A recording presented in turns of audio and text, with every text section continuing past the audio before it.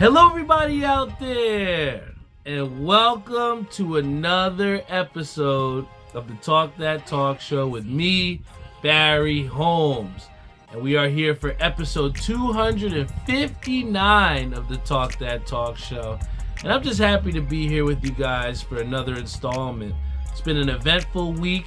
Past couple weeks have been crazy with me being back and forth from NECAN over in Atlantic City, getting a start to the bowling season, the regular season, and just to kick up and work over the dispensary. It's just been a lot over these past couple weeks.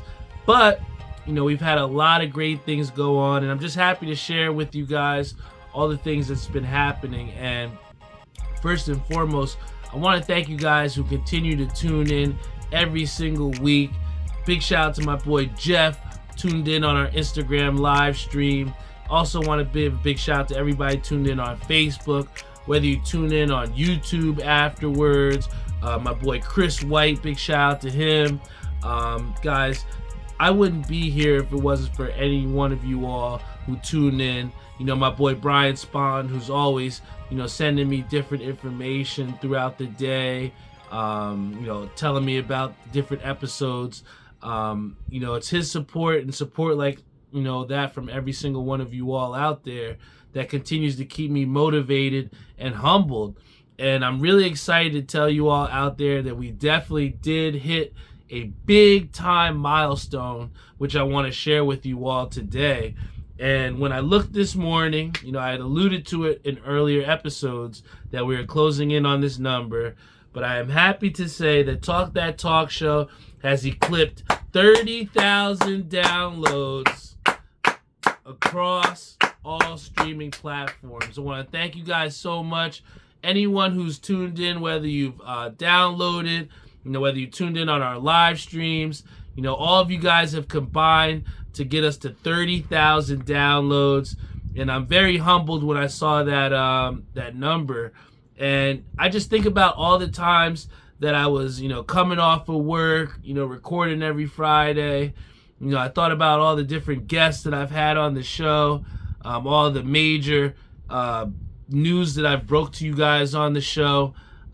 This show is a part of who I am as a person. And, I think that the effect and the amount of consistency that I've had with this show is what I'm most proud of, man. To sit here and to be able to say that I'm recording episode 259. It's everything that you could ask for when it comes to, building your own brand and having that sort of effect on the community which I'm serving, which is you all who tune into this podcast. And, I think it doesn't go without being understated, that it's not easy to come here, and be vulnerable and literally talk to the invisible person per se. But, I think that what I've been able to do is just find things that I'm passionate about and find things that you guys want to hear me talk about as well, too. And I think that's really helped me to, find my niche here in the podcasting game. I think about someone like Anthony, big shout out to him, who's a senior in high school. And, I just think, and I look at him and I see myself also, a young athlete, with, the future ahead of me and just figuring it out day by day. And I just remember I was going to pick up my girlfriend who was working their soccer game to get a little extra cash. And she had told me about how he was a little bit upset with how they had lost the last game and how they got beat pretty bad. But I think that when you have things like that happen to you, how we respond to it is the biggest test of who we are as people. I told her that I really wanted to give him some words of advice and let him know that, hey, just because, you didn't get the outcome that you want doesn't mean that you don't have to work twice as hard. Doesn't mean that you can't hold yourself accountable to try and be better, because it always starts with us. So, before I left that field, I just wanted to let him know that, I still believe in him. I still think that, he can turn that team around and that they have the right people in that North Plainfield locker room that can get it done. But it just feels good to be that mentor to people and to be able to lend those words of advice. And that's kind of what the extension of who I am with this podcast.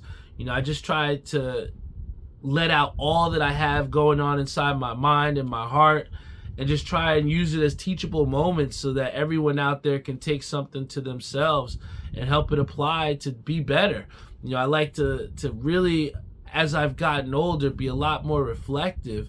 And I feel like through that reflection and through that accountability and self-awareness, I've really been able to find true peace within my life and continue to go in the right direction. So, again, I think that the consistency and the impact that I've been able to have through this podcast is what I'm most, proud of.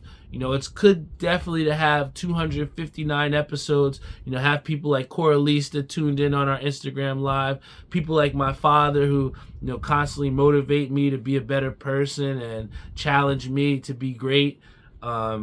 It's that type of support that continues to have me go out there and continue to record, man. So, I definitely want to have some new guests here on the horizon. If you are a big fan of the show and you want to potentially come on here and talk with me for an episode, feel free to reach out to me. I'm always open and receptive.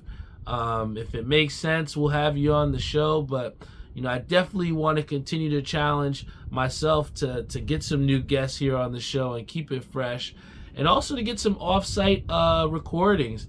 I think that one of our bigger episodes of the year was the Majestic episode with Tommy, and we got a lot of great feedback from that, and I really want to continue to build on having those off-site recordings and just continue to get the podcast better.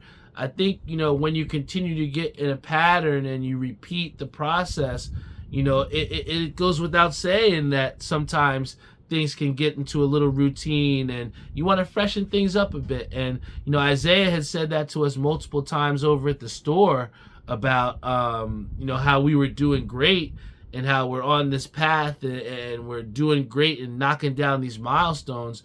But it's still okay to challenge yourself to be better and to do better and to hit new milestones. So I think, again, it's a lot of great things to build on, hitting that 30,000 downloads. But my main message to everyone out there upon recording this 259th episode is that it does not stop here. And it's great to achieve milestones, but, we're going to continue to try and push forward and build this Talk That Talk show to be the lifestyle brand that I know it can be. So everyone out there that's helped to amount to get to this 30,000 downloads, I couldn't do it without you. I mean, I think about someone like my boy Kyle. Big shout out to Kyle, who I work with over at Cloud9. And there's so many times that you see this guy and he has on his Talk That Talk show hoodie and he's repping. And I can't tell you how many times I've seen my boy Rob Como, Dejan pulling up to work and they're rocking Talk That Talk show apparel. My boy Jeffrey Farrell, big shout out to him. Every time I see him when we link up, he's got some sort of Talk That Talk show shirt on. That type of support that you have all given me organically and authentically, that's what continues to, have me moving in the right direction. So I'm forever in debt to you all for the amount of support you've shown me. And I'm just here to tell you it doesn't stop here, guys. Thank you guys so much. But I wouldn't be who I am if I wasn't a big sports guy. And this show was based off of sports, started off sports. And we are in an exciting time. We almost have, the postseason coming up for the baseball season, for MLB. And you all know what team I'm repping. I'm repping the New York Mets. And we are in a very tight wild card race. And you got the Mets, who are literally only have 12 games left and have a 1-game lead on the Atlanta Braves. And it just seems so eerily similar that we were in this situation, if it wasn't maybe a year or so ago, where the Mets had a lead to potentially go into the playoffs, and we came into some big-time series at the end of the season and had a collapse. But I don't think that this is this year's Mets. I think this year's Mets have shown resiliency, whether they've been coming back in extra inning games, rallying in the ninth inning for multiple runs down. This Mets team has shown fight. And like my boy Martin has said, you got to believe.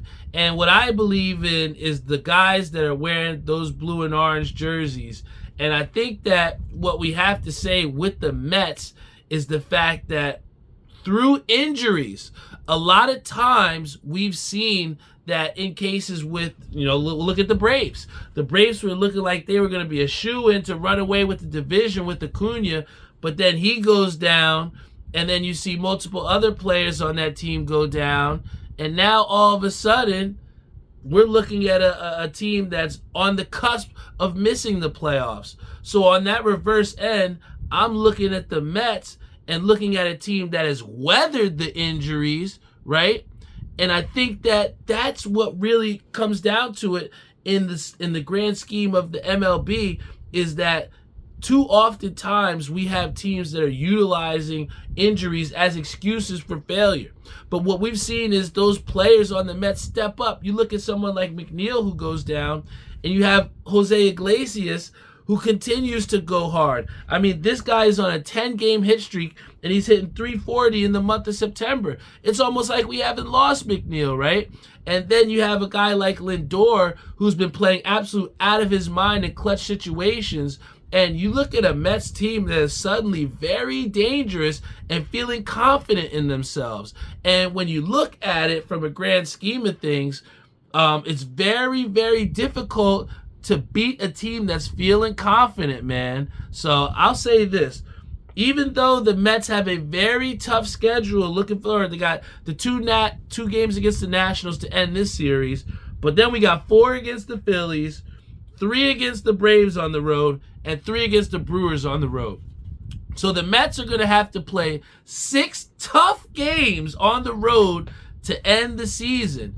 But like Martin said, this is a very different team. So in the past, maybe we're looking at those games thinking like, damn, man, we got to play the league-leading Phillies, and then right after that, we got to go play the Braves. It's to the point now where I think that Mets fans are not afraid to see the Braves. I don't think we're afraid to see the Phillies, even though Edwin Diaz gave up the lead late in one of their last outings against the Phillies. I truly do think that it's going to take an Edwin Diaz to really take a hold of this ship in those later inning games. Because when you talk about the postseason, you talk about a lot of less runs scored in these games, right?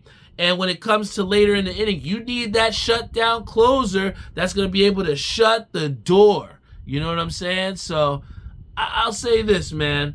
The Mets, they're in a good spot. They've built a good position to where all the people that they brought up are confident and are ready to step in and do damage. So on that regard, I still have to take my Mets in getting that last wild card spot. And I'll say this, if you're a team that has to play the New York Mets in the playoffs, I do not think that you're dying to play the Mets, because they're exuding with confidence. And you try and get Lindor out right now, because it's looking like he's been the MVP of the National League. But then we have Faded by Joel. He says, Barry, what are your plans to get more sales than the Talk That Talk Show podcast? That's a great question, Joel. And Joel is also one of our students over at North Plainfield, who I substitute with. I really appreciate him, because he's someone who has started his own barbering business. And one thing that I really have embraced about the North Plainfield culture is that blue-collar mentality. You got a lot of kids that are working to pretty much support their families, and at an early age. So I really have a special place for the North Plainfield kids, man. But to answer Joel's question about more sales other than Talk That Talk Show podcast, really what I've been doing, Joel, is just really focusing on going headfirst into the cannabis industry. Working over at Cloud9, they've done a great job with giving me opportunities like going to NECANN, going to the 420 Expo, and really just being able to be a face of the brand, And I think that in doing so and having these different opportunities, I found a way to create my future within that company, that you can say. And with them constantly having different things added to the company, whether it be the grow facility on the way, whether it be multiple locations opening up, I've really found a way to make myself an asset. And my best advice to you, Joel, is whether you're doing, your barbering business, or whether you're, in the next job venture that you have after you graduate high school, or whether you're in high school, the best advice I can give you, brother, is just to make yourself an asset. I think that if you go to the job and you just go and do your job every single day, in a way, you're losing. You know what I'm saying? You have to find a way to do more than your job, and at the same way, make it to where you get more responsibilities and they see what you can do outside of what you're already doing. And in doing so, I found that in different career paths that I've went on, being promoted at multiple different positions, I've really found out the success that I've found has just been going above and beyond, going to events where it may seem like you're dead tired, but you're going that extra mile to get that contact. Me and Indigo, we were out at this event on a Saturday, and granted, we could have been home. I could have been in the pool with my girlfriend. I could have been playing NBA 2K at my crib with my boxers on, but I chose to be out at an event that could help the store, could help myself in networking. And I feel like when you do more things like that outside of what you're required, then you're going to find yourself in more situations where you're advancing yourself and you're in those capabilities to take advantage of opportunities. You never get a second chance to make a first impression. And, I continue to try and make the most out of those first impressions that I have. So, Joel, the answer to your question is, I'm definitely going headfirst into Talk That Talk Show by being consistent, but also by going headfirst in my other career paths outside of this podcast helps me to stay centered also, and really to stay motivated to go hard, man. So, I appreciate you, Joel, for continuing to look up to me and tune into this podcast, because I'm just a substitute teacher. I could be, someone that just takes the attendance and that's it. How many times, Joel, have you had in that high school, you had somebody that just took your attendance, doesn't even know your name, doesn't care who you are, what you're doing, what your passions are, or anything like that? But I take the time to remember your name. I take the time to ask you about your day, because those are the things that the people that matter to me and the people that I looked up to, that's what they did for me. So if I can be that leader, if I can be that mentor to you, that's how I know I'm doing what I'm supposed to be doing. And that's how I know that the blessings that I have coming to me, I can, push out and spread those to everyone else that is with me too.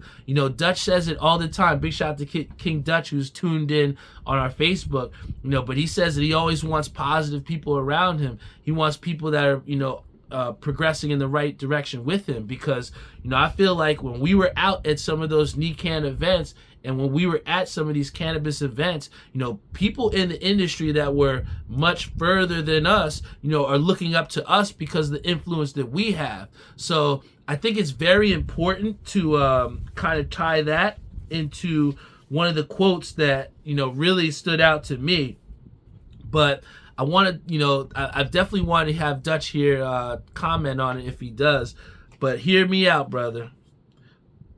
Always do your best. What you plant now, you will harvest later. All right? I'm going to say it one more time for the people that didn't hear it. Always do your best. What you plant now, you will harvest later. And I think that means the most to me right now, because I feel like at times, when you're grinding and when you're putting forth that effort, sometimes you're not getting that instant gratification. And you still have to be able to put forth the effort. You still have to be able to grind and make things happen beyond just satisfaction of completing your task. because at the end of the day, outside of yourself, who's really holding you accountable for the things that you're challenging yourself to do, right? So again, continue to challenge yourself, but whatever you're doing now, all the hard work, all the sweat, all the tears, all the long working nights, all that stuff that you're putting forth now, you will harvest that later. I have dreams of being bi-coastal. I will be bi-coastal. I'm going to make that happen. But it all starts with all of the work that I'm doing now. It starts with live streaming with 2 or 3 people on Facebook or Instagram. It starts there, because this right here is going to get me all the way over there. And I think that we have to be able to see that and know that the things that we put forth, the building blocks that we set forth, is truly going to get us and vault us to the next direction. We got our boy Ish, who says, you guys are going to make an impact on the industry. Best dispo in Jersey. I appreciate you, Ish. And it's people like you who continuously come in and show your support. That is what makes us as successful as we are.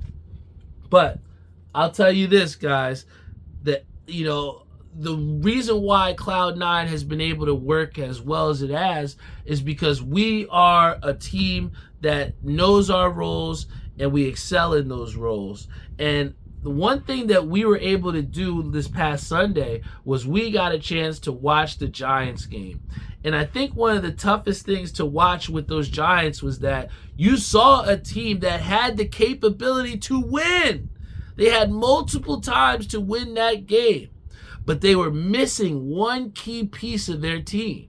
And that key piece happened to be their kicker, right? They scored, I think, 3 touchdowns and didn't get a chance to score an extra point after any of those scores, because their field goal kicker got hurt on a kick return play. So what I'm saying to you guys is this. With the Giants losing in the horrible fashion that they did without a kicker, you see the Chiefs, how they were able to win a game on a game-winning kick from a guy in Harrison Butker, right? You see teams that are able to kick long kicks. I mean, you look at the Falcons. The Falcons were able to win that game against the Eagles just last night based off of the amount of field goals that they were able to kick.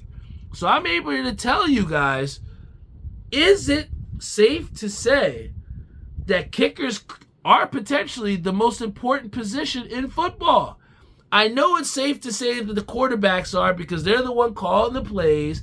They're the ones handing the ball off, throwing the ball. But just think about this for 1 second. If the New York Giants had a motherfucking kicker, they would be 1-1 right now. But the fact of the matter is they lost their kicker and they could not score. They could not score a field goal from the foot. And when you come down to closing NFL games, you look at some of the top tier kickers and they are the game closers, right? So if you're going down to it and you need to get that game closed, I mean, part of the reason why NFL teams can run the ball to bleed out clock so that they can kick a game-winning field goal. If you can't do that, that takes away multiple strategies in terms of how you win games and how you close games. So I'm here to say this. The New York Giants, in their futility to close a game because they did not have a kicker, I think is a bigger representation of just how important kickers are in the NFL.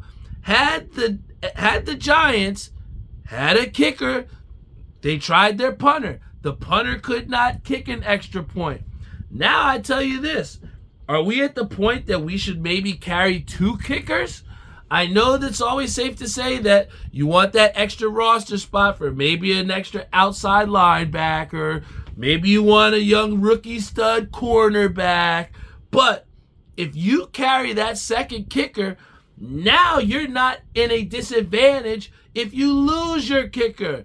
I think that NFL teams should really look at what happened to the New York Giants and really think about potentially carrying a second kicker. I know it sounds crazy and I know it sounds like a waste of a roster spot, But wins and losses cost people jobs. And the New York Giants, you would be a fool to think that Brian Daboll is not on the hot seat. And I'll just say this, guys. It's so important to have a kicker. And for the Giants to not have been able to close out that game, now you're talking about them being 0-2 in a division where they could have potentially been tied for first if they had won that game against the Commanders. But, there were some bright things. The defense played somewhat well. But at the end of the day, I think the Giants showed us all how important that the kicking game is in football. All right? We got Indigo says we got you on screen at Cloud9. I appreciate you, Indigo. Shout out to all my people over at Cloud9. I love y'all. I appreciate y'all. Y'all are the reason why I'm happy at work every single day. I appreciate y'all. So one last thing I have to talk about with the NFL before I hop off the air is people have been asking all the time, should Tua retire? And I'm here to tell you guys, it's tough. I've been talking with, people at the job. I've been talking with my friends. And, it's easy for us. It's easy for us to say, yes, he should retire. If he continues to play football, his brain could be Swiss cheese. It could be scrambled eggs. But it's tough because it's the same reason why boxers have a difficult time stepping out the ring and hanging it up. There's a reason why Tony Ferguson won't give it up. There's a reason. He loves fighting that much. And maybe, just maybe, Tua he just loves the game that much that he doesn't want to go out on that regard of saying, hey, I can still play the game. These concussions aren't going to stop me. But that's where it takes someone, a confidant, someone that is close to Tua. Someone's got to save Tua from himself. I know Mike McDaniels, wanted to kind of downplay it and say that, we shouldn't make the decisions for Tua. But the facts are the facts, all right? This man has had multiple concussions over what's in relativity is a short period of time, right? And with each concussion, it then becomes more and more, you become more and more susceptible to getting more concussions, right? So it's tough because you have a guy in Tua who threw for over 4,000 yards just a year ago, had Tyreek Hill looking like one of the most amazing wide receivers known to man, right? We all thought he was crazy, Tyreek Hill, when he said, I ain't mad at having Tua. He's more accurate than Patrick Mahomes. We all thought he was crazy. Then Tua showed us what he could do. So I think that's why it's so difficult for us all to be like, damn, this guy really has to retire because we've seen the great things from Tua. However, I think it's going to be on those doctors because I know Tua has been seeing all the different specialists to see whether he should retire or not. But it's difficult because these doctors are going to be in control of whether Tua decides to play or not, right? If they clear him, damn well Tua is going to suit himself up. But I would hate to see, something terrible happen, almost like a Damar Hamlin situation where we thought that guy died on the field, right? It was not a good feeling and not a good situation for the NFL. So for all these doctors and specialists that are, Tua is seeking advice from, it's going to be on them to not clear this man so that he can potentially walk away and live a life that is at least somewhere that we can enjoy with his family because, I would hate to see someone die on the football field, man. And each time that he continues to come back from these concussions, he's playing a dangerous, dangerous game. So in closing, I appreciate you guys so much. You all are the reason why I've been able to get to 30,000 downloads on Facebook Live, on Instagram Live, on Spotify, Google Podcasts, Apple Podcasts, iHeartRadio, Stitcher, you name it. I appreciate you all for reaching out, whether you told me about the podcast, told me that you tuned in. It just means everything to me, guys, to have that support from you all, because 30,000 is not a small number. I had Isaiah come up to me today, and he patted me on the shoulder. He's like, man, that's really something to be proud of, man. 30,000 is a lot. And, I think that sometimes it can be lost in translation, where, I'm constantly trying to get this show out and build and do new things and test myself, that I have to stop and just really look at the accomplishment, like, damn, I really did that, man. 30,000 is what I did. I did that in some of those times where I didn't feel like being on here, whether, whatever was going on, whether I was just lost my best friend, whether I was off of a car accident, almost lost my life. I came on here and shown that consistency and gave you guys the vulnerability. And that's why people continue to tune into this show. And that's why people like Rob, Indigo, Isaiah, my girlfriend, Jeff, my brother, my sister, my father, Brian, anybody that rocks out this Talk That Talk Show merch, you guys wear that shit proudly, because it means something. And as long as I'm going to continue to podcast, as long as I'm out here living and breathing, I'm going to continue to make sure that talk show, that Talk That Talk Show that you wear on your chest, I'm going to make sure that shit means something. And that's my God's honest truth, man, because, as long as I'm here, I'm going to make sure that y'all are proud to rock this brand. And that all comes from hard work, consistency, and passion. And that's who I am as a person, guys. So in closing, the last piece of advice, my last quote that I have to everyone out here is going to be this: don't let yesterday take up too much of today, right? So don't let those things that happened yesterday, don't let the shit that had you bogged down, the things that were roadblocks in your way, whatever happened yesterday, leave that shit there, all right? Today is a new day. It's a new day to tackle some goals, do some work, make some sense, and really make an impact on the world, right? If you just woke up, lived the day and didn't have something that you felt like you did, and you have something that you felt proud of, you got to work harder, man. And I really am trying in the little time. I always say it all the time, 24 hours is not enough time in the day. I just try to make sure that the 24 hours that I am living and breathing, I make the most out of it. And for you all to continue to tune in on this show, whether you're on Instagram, Spotify, Google Podcasts, you continue to make it worth it to me. All right? And I thank you guys so much. I am not going to let whatever happened yesterday, bog me down or stop me from accomplishing what I need to do today. So I love you all. I thank you so much. This is the Talk That Talk Show. Tune in. Check us out on talkthattalkshow.com, because 30,000 downloads has been accomplished, but we ain't stopping here. I love you, and see you guys next week.